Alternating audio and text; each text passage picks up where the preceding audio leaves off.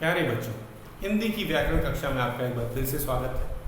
जैसा कि आपको पता है, हम अपना चौथा पाठ संज्ञा कर रहे थे और इसमें जो हम कहेंगे उपशीर्षक है लिंग। आज हमें उसे करना है, तो शुरुआत करते हैं सबसे पहले परिभाषा से। आपको मैंने कल लिंग की परिभाषा के बारे में बताया था, भेद के बारे में बताया था। तो एक बार शुरू करते हैं हम लोग लिंग की परिभाषा से। तो शब्द के जिस रूप से पुरुष अथवा स्त्री जाति का पता चले उसे लिंग कहते हैं। तो शब्द का रूप हमें बताता है कि वह स्त्री जाति के लिए प्रयोग में आता है या पुरुष जाति के लिए प्रयोग में आता है। और लिंग के आपको भेद पता है, लिंग के दो भेद होते हैं, पुल्लिंग और स्त्रीलिंग। इसमें आगे पीछे भी बोला जा सकता है स्त्रीलिंग और पुल्लिंग। तो पुल्लिंग क्या है? पुल्लिंग शब्द किसे कहते हैं? पुरुष जाति के लिए प्रयोग में आने वाले शब्दों को पुल्लिंग कहते हैं। पुरुष जाति के लिए प्रयोग में आने वाले शब्दों को हम पुल्लिंग कहते हैं। ठीक उसी तरह स्त्री जाति के प्रयोग में आने वाले शब्दों को स्त्रीलिंग कहते हैं। उदाहरण दोनों का पुल्लिंग का हो गया, मामा, चाचा, पिता, भाई, शेर, मोर, ये पुल्लिंग हो गए। स्त्रीलिंग में आएगा चाचा, चाची, मामी, माता, शेरनी, मोरनी आदि। और हमने आपको इसके बाद नियम बताए थे कैसे पुल्लिंग से स्त्रीलिंग में बताया जाता है। और सबसे ज़रूरी चीज़ है तालिका। तो आज हम शुरुआत करेंगे तालिका से। तालिका में क्या है, एक बार मैं तालिका पढ़ देता हूँ और फिर उसके बाद हम अपने अभ्यास प्रश्नों को करेंगे ताकि हमें कोई परेशानी ना हो। तो मैं पहले पुल्लिंग शब्द पढ़ूँगा, उसके बाद स्त्रीलिंग शब्दों को मैं पढ़ूँगा। तो पहले पुल्लिंग फिर स्त्रीलिंग। बकरा, बकरी, तो बकरा पुल्लिंग है और बकरी स्त्रीलिंग। बेटा, बेटी, गायक, गायिका, नौकर, नौकरानी, दास, दासी, श्रीमान, श्रीमती, मोर, मोरनी, चाचा, चाची, लड़का, लड़की, सेठ, सेठानी, आदमी, औरत, पुजारी, पुजारी, पंडित, पंडिताई, चूहा, चूहिया, मुर्गा, मुर्गी,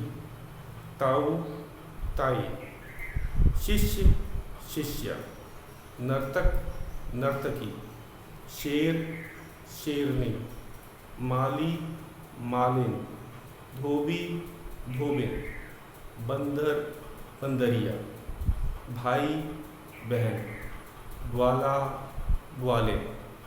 तो ये तालिका जो पेज नंबर 26 पे दी गई है, आपको मैंने गृह कार्य भी दिया था याद करने के लिए, तो आप इसे जरूर याद करें ताकि हम आसानी से अपने जो प्रश्न है अभ्यास प्रश्नों से कर सकें। तो आज शुरुआत करते हैं अपने अभ्यास प्रश्नों से। हमारा अभ्यास प्रश्न है पहला, तो शुरुआत करते हैं अभ्यास।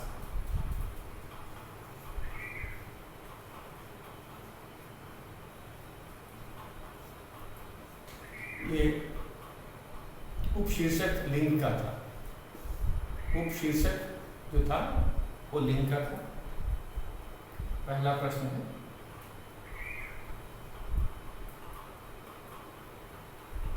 स्त्रीलिंग रूप लिखिए। पहले पुल्लिंग दे रखा है, हमें स्त्रीलिंग रूप लिखना है। मैंने इसीलिए आपको कहा कि हमें तालिका जरूर याद करें। स्त्रीलिंग रूप लिखिए।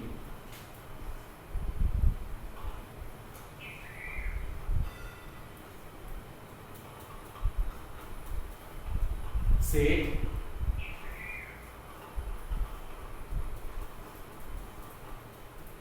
पुल्लिंग शब्द है। स्त्रीलिंग रूप लिख रहा है सेठानी। ये हमें करके दिखाया गया है। सेठ सेठानी, ये उदाहरण के तौर पे किया हुआ। तो इसी तरह हमें भी क्या करना है, हमें पुल्लिंग शब्द का स्त्रीलिंग रूप बनाना है। तो एक हमें सेठ का सेठानी उदाहरण के रूप में दे दिया गया है। तो आगे चलते हैं।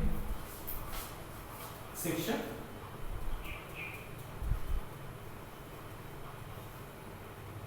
शिक्षक,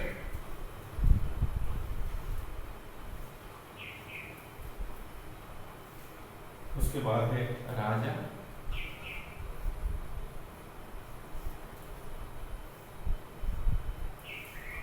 उसके बाद में है पिता,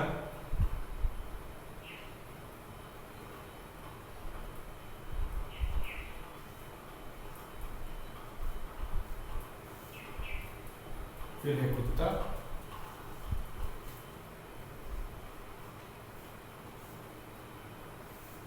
और अंत में है लड़का।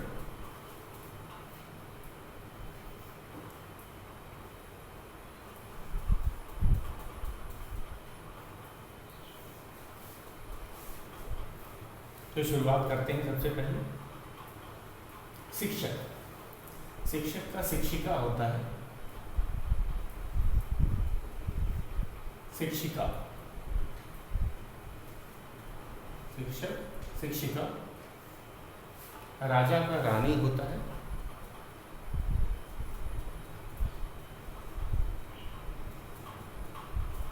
राजा का रानी। पिता का माता होता है,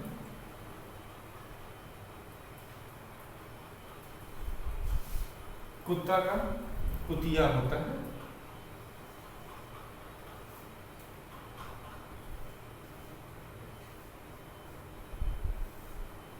और लड़का का लड़की बेटी।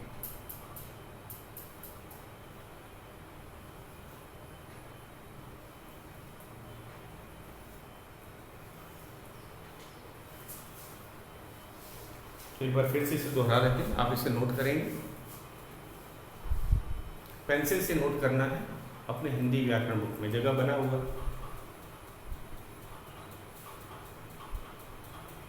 सेठ का सेठानी, शिक्षक का शिक्षिका, राजा का रानी, पिता का माता, कुत्ता कुतिया, लड़का लड़की। बहुत आसान था। अब हमें इसका उल्टा प्रश्न करना है। अब हमें पुल्लिंग दिया है, स्त्रीलिंग दिया है, और उसका पुल्लिंग रूप लिखना है। तो आपने इसे नोट कर लिया हो, आगे चलते हैं।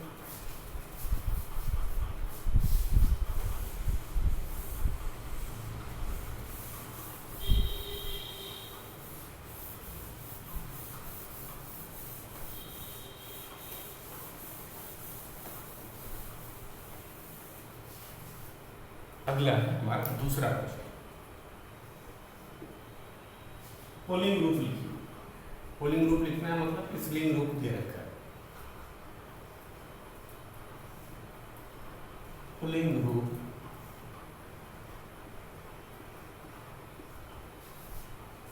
लिखिए।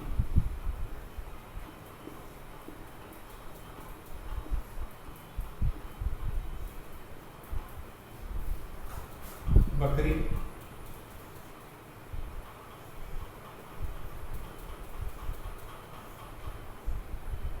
बकरा, एक हमें उदाहरण के तौर पर दे रखा है।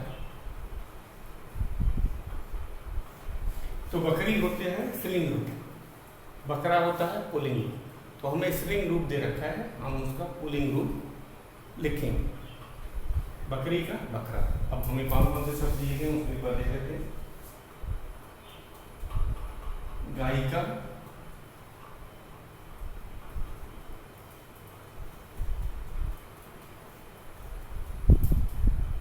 मोरनी,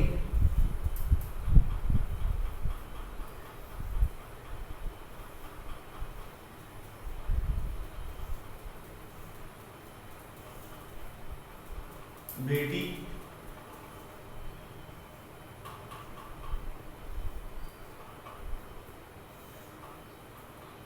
दादी,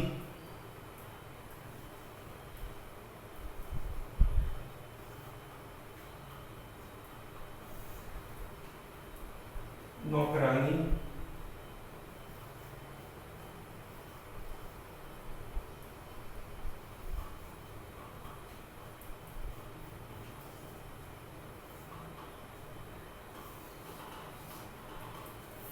नौकरानी। तो ये था। तो हम देख रहे हैं यहाँ पे सारे स्त्रीलिंग शब्द हैं और हमें इसका पुल्लिंग रूप लिखना है। उदाहरण के तौर पे दे रखा था बकरी का बकरा। तो बहुत आसान है। एक तो परीक्षा में इस तरह के 2 प्रश्न पूछे जाते हैं। स्त्रीलिंग रूप दिया हुआ है, पुल्लिंग लिखना है, पुल्लिंग दिया हुआ है, स्त्रीलिंग लिखना है।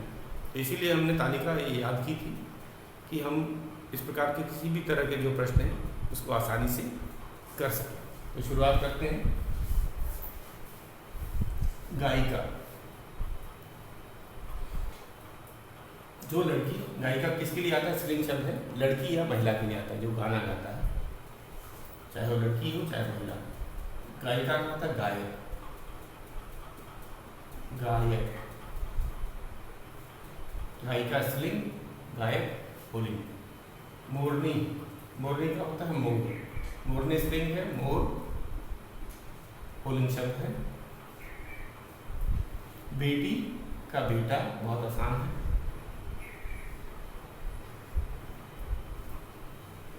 दादी, दादा।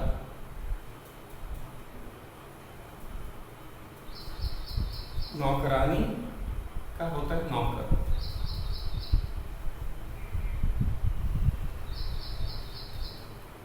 नौकरानी, नौकर। ये बहुत आसान है, इसे नोट कर लें। और उसके बाद हम अपना तीसरा प्रश्न करेंगे। इसमें हमें सही और गलत का निशान लगाना।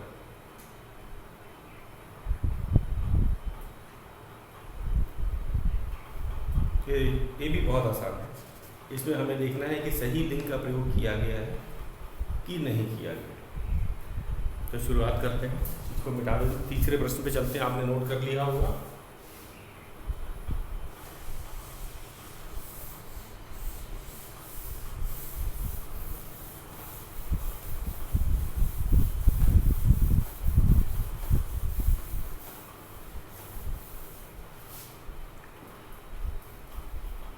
हमारा तीसरा है सही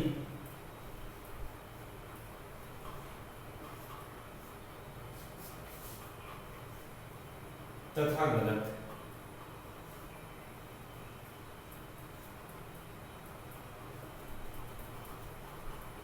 सही तथा गलत। गलत के आगे क्रॉस का निशान है, का चिन्ह लगाओ, का चिन्ह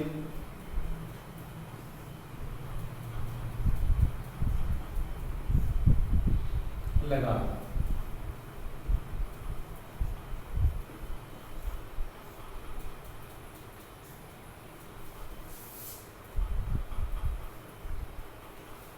तो इसमें 4 वाक्य दिए हैं। उन चारों वाक्यों को लिखेंगे और पता करेंगे कौन सा सही है और कौन सा गलत। रामलाल ने टोपी पहनी। रामलाल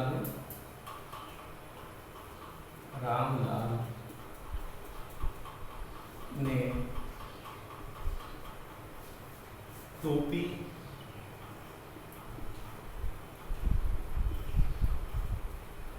पहनी।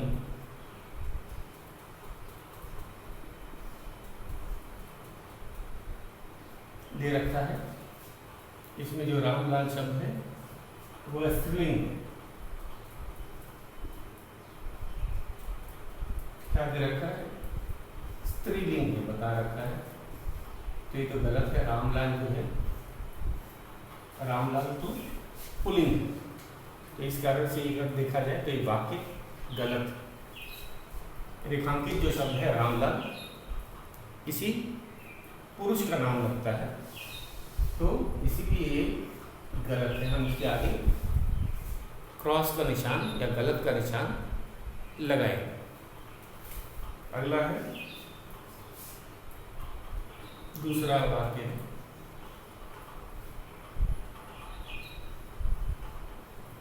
धोबी गांव चला गया, चला गया, धोबी गांव चला गया, स्त्रीलिंग। कौन सा रेखांकित शब्द है? धोबी। गलत है, धोबी तो पुल्लिंग शब्द होता है। हमें पता है धोबी जो है वो जो कपड़े धोता है धोबी कहलाता है, और धोबी जो है पुल्लिंग शब्द है, हम इसे स्त्रीलिंग नहीं कह सकते, ये भी गलत है। धोबिन जो होता है वो स्त्रीलिंग शब्द है, ना कि धोबी। तो ये भी वाक्य गलत है, और हम गलत के आगे क्रॉस का निशान, गलत का निशान लगाएंगे। तीसरा है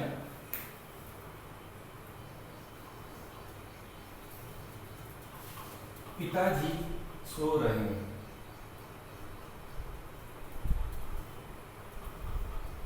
पिताजी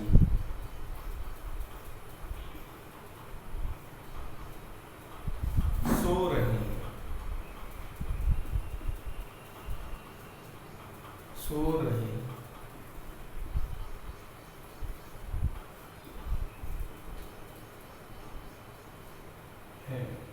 और एक है दे रखा है पुल्लिंग।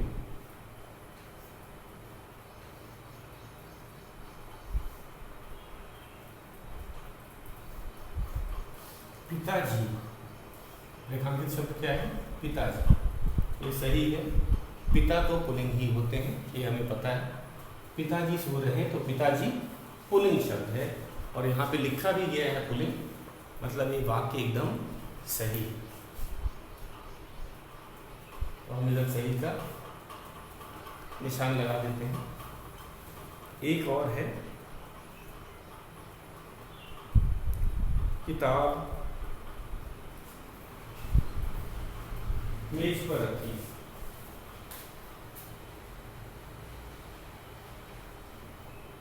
किताब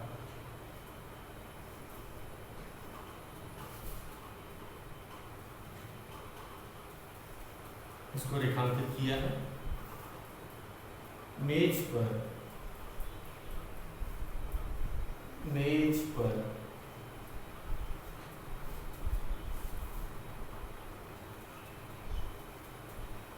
रखी है।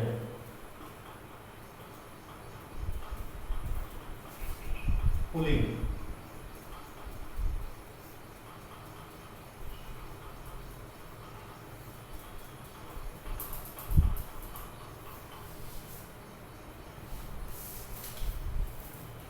तो किताब स्त्रीलिंग है कि पुल्लिंग, ये कैसे पता किया जा सकता है? हमें क्रिया से ही पता चला। संज्ञा का लिंग हमें क्रिया के रूप से भी पता चल जाता है, मैंने आपको पहले बताया था। तो किताब मेज पर रखी है, रखी है, रखी है क्रिया का स्त्रीलिंग रूप।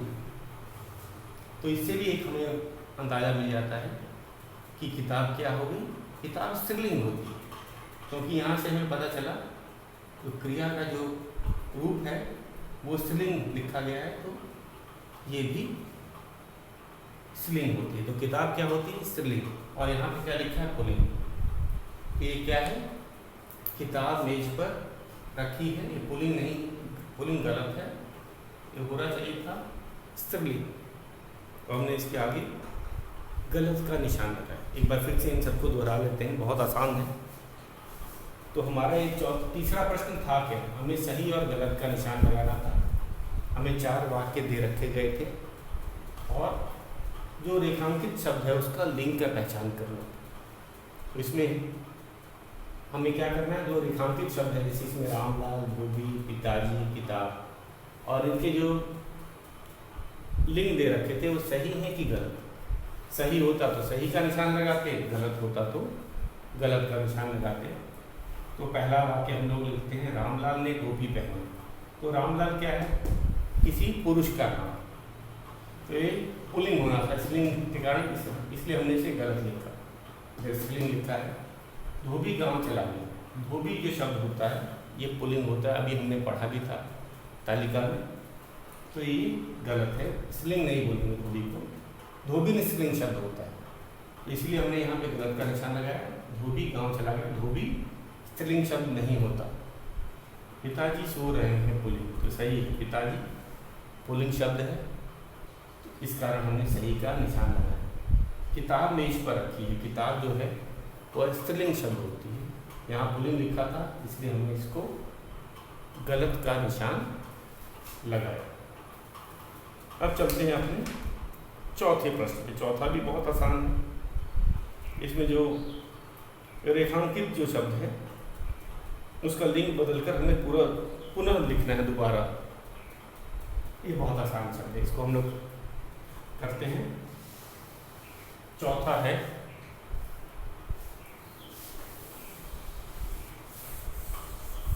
चौथा प्रश्न,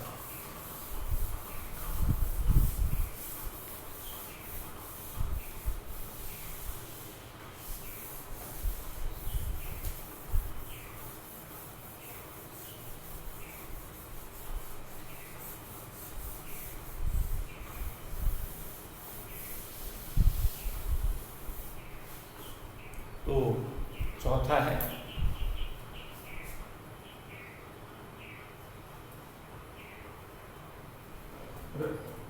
रंगीन शब्द का लिंग बदलकर पुनः वाक्य करें। तो रंगीन तो हमने ही, इसको रेखांकित कर देंगे। प्रश्न तो वही है, रंगीन शब्द का लिंग बदलकर, का लिंग बदलकर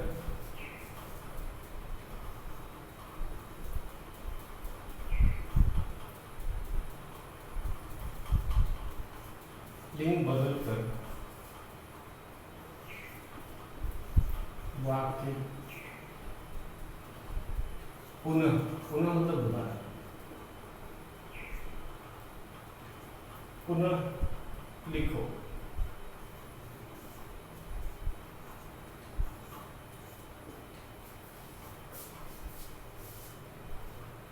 तो पहला वाक्य है, ये उदाहरण के तौर पर कर भी दिया गया है। लड़का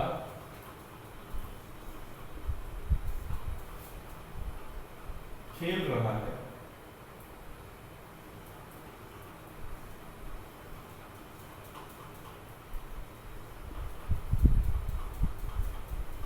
लड़का खेल रहा है, इसमें रंगीन शब्द जो है लड़का है, मैं रेखांकित कर देता हूँ ताकि हमें पता चले इसको सही क्या है।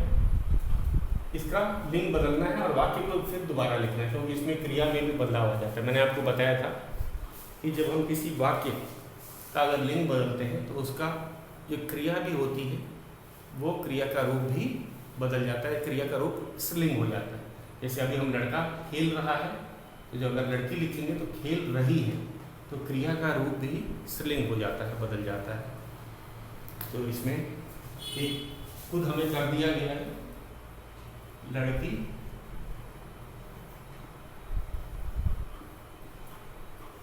खेल रही है, खेल रही है।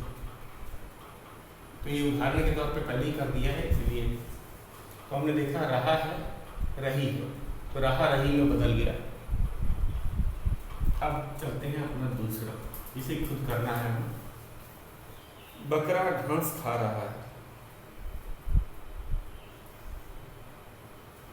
बकरा घास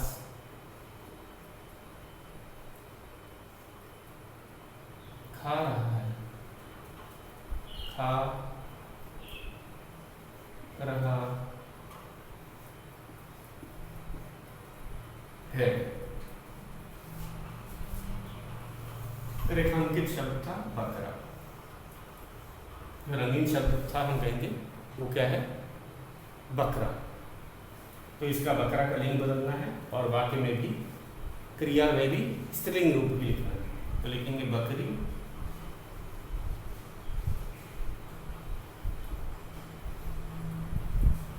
घास खा रही है, खा रही है, बकरी घास खा रही है, तो रहा है रही है में बदल गया। दो और वाक्य हैं, उनको भी हम लोग कर लेते हैं।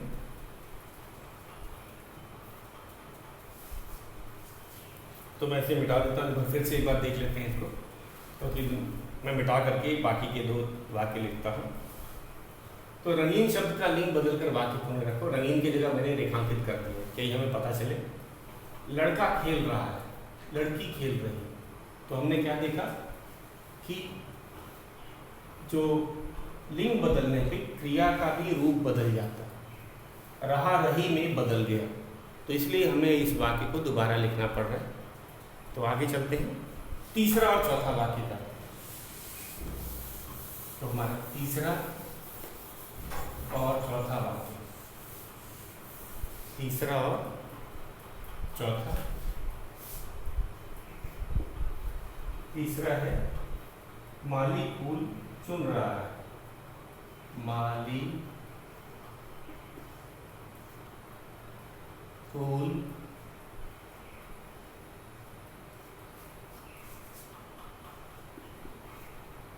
चुन रहा है। रेखांकित या रंगीन शब्द है माली,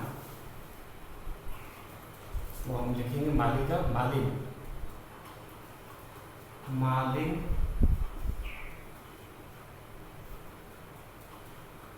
फूल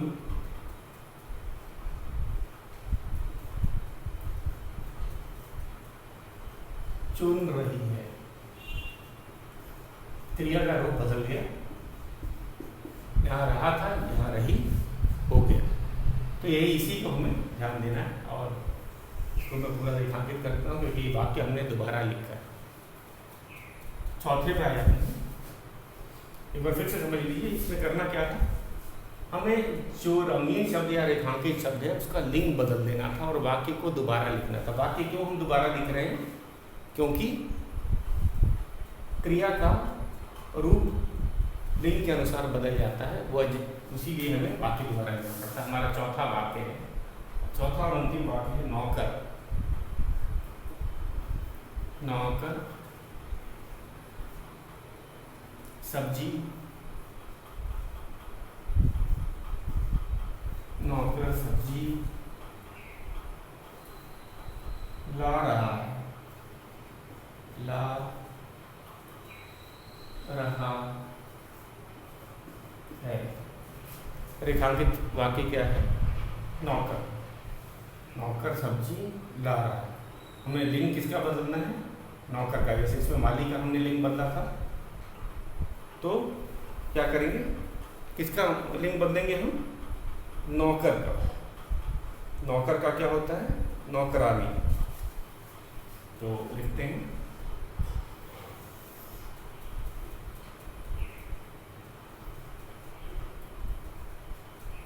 नौकरानी। नौकर का हमने लिंग बदल दिया, नौकर का नौकरानी। नौकर सब्जी ला रहा है, तो ला रहा है तो ला रही है, रहा का रही हो जाएगा। मैंने जैसे क्रिया का रूप स्त्रीलिंग के अनुसार होना चाहिए, नौकरानी सब्जी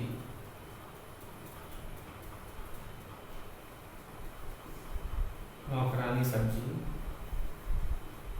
ला रही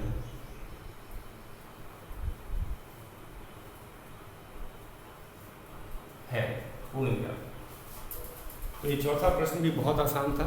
हमने देखा, हमने लिंग बदला, लिंग बदलने के साथ ही क्रिया के रूप में भी बदलाव किया। तो इसको याद रखना है, जब भी हम लिंग बदलेंगे तो क्रिया के रूप में भी बदलाव आता है, तो वाक्य बदल जाता है। तो माली फूल चुन रहा है, मालिन फूल चुन रही है। नौकर सब्जी ला रहा है, नौकरानी सब्जी ला रही है। रहा है रही है में बदल जा रहा है। तो बच्चों आज के लिए इतना ही। 5वां प्रश्न जो है हम कल करेंगे। आज के लिए बस इतना ही।